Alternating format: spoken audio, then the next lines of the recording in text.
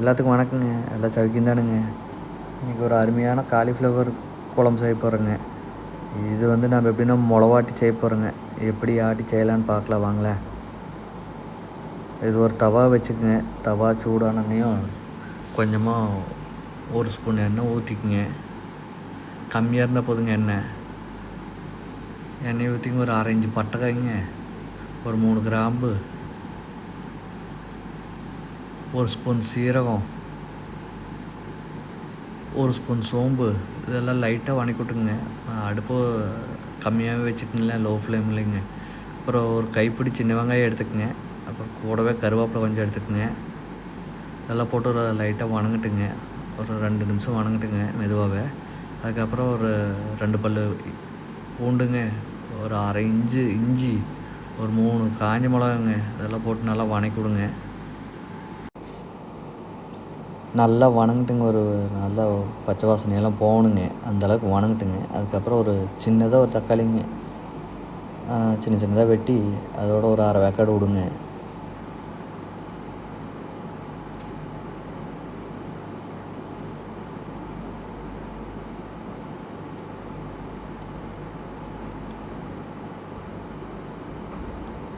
இப்போ அது கூட நம்ம ஒரு 2 ஸ்பூனுங்க கறி மசாலா சேர்த்திக்கலாங்க.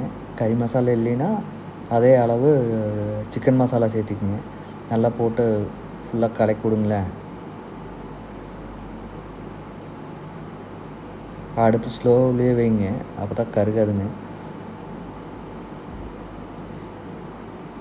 இப்போ இது கூடயே 2 ஸ்பூன் கொத்தமல்லி தூள் சேர்த்திக்கலாங்க. நல்லா சேர்த்து நல்லா கலரி விடுங்க.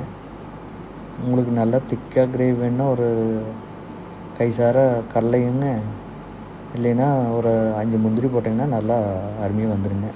இப்போ மசாலாவுக்கு ரெடி ஆகிடுச்சுங்க. மசாலா அரைச்சிடலாங்க. இப்போ அதுக்குள்ளாரிங்க ஒரு பாத்திரத்தை வச்சுங்க. நல்லா காஞ்ச பின்னாடி எண்ணெய் கொஞ்சம் ஊற்றி அதுக்குள்ளே நீங்கள் அந்த காலிஃப்ளவர் சின்ன சின்னதாக வெட்டிங்க. ஒரு 5 நிமிஷம் சுடு தண்ணியில் போட்டு லைட்டாக உப்பு போட்டு வச்சுக்கோங்களேன். அப்போ தான் அது நல்லா இருக்குங்க. ஏதாச்சும் பூச்சி ஏதாச்சும் இருந்துச்சுனாலும் இதாயிருங்க. எண்ணெய் காஞ்சோன்னீங்க கடுகு போட்டு தாளிஞ்ச பின்னாடிங்க சின்ன வெங்காயம் கொஞ்சம் ஒரு 4-5 வெங்காயம்,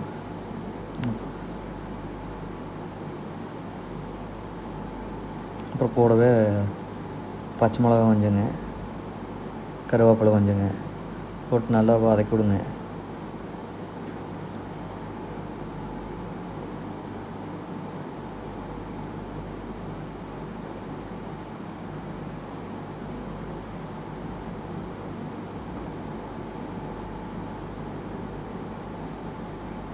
இப்போ கொஞ்சம் உப்பு இதுலேயே சேர்த்திக்கலாங்க. நல்லா இருக்குங்க.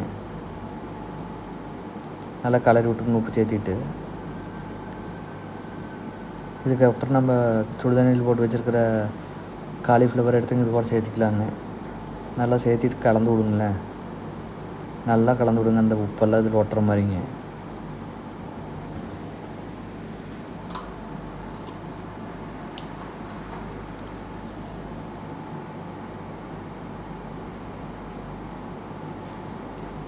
இப்போ இது கூட நம்ம ஒரு ஸ்பூனு மஞ்சத்தூளுங்க,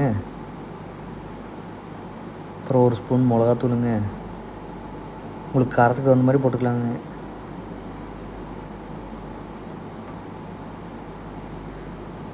போட்டு நல்லா கலரி விட்டுருங்க. ஒரு 2 நிமிஷம் அதெல்லாம் ஃபுல்லாக ஓட்டுற அளவுக்குங்க நல்லா கலந்து விட்டிங்கன்னா அருமையாக இருக்குங்க. அப்போ தான் வெந்துச்சுன்னா அந்த காலிஃப்ளவருக்குள்ளே ருசி அப்படியே இறங்குன்னு பார்த்துங்களேன்.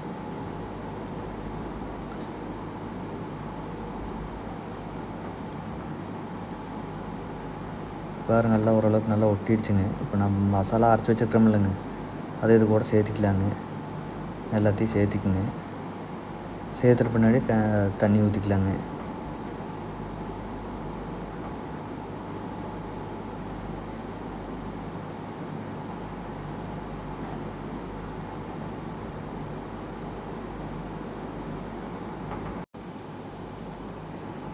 தண்ணி ஒரு 3/4 லிட்டராட்ட ஊற்றிக்கலாங்க.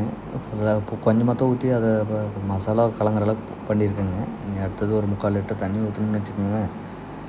அது நல்லா வெந்து மசாலா வாசனையெல்லாம் போகணுங்க. அந்த மிளகு வாசனையெல்லாம் போனால் தான் அந்த ருசி வருங்க. அப்புறம் குழம்பும் கொஞ்சம் சுண்டணுங்க பார்த்துக்குங்களேன். நான் ஒரு 3/4 லிட்டர் ஊற்றிருக்குறேங்க. இதுக்கு மேலே நல்லா கொதிக்க விடுங்க அருமையாக.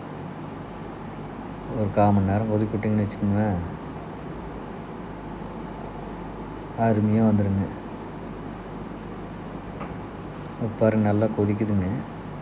இதை வந்து நீங்கள் இட்லிக்கு, தோசைக்கு, சப்பாத்திக்கு, சாப்பாட்டுக்கு எதுக்கு வேணாலும் வச்சுக்கலாங்க. அருமையாக இருக்குங்க.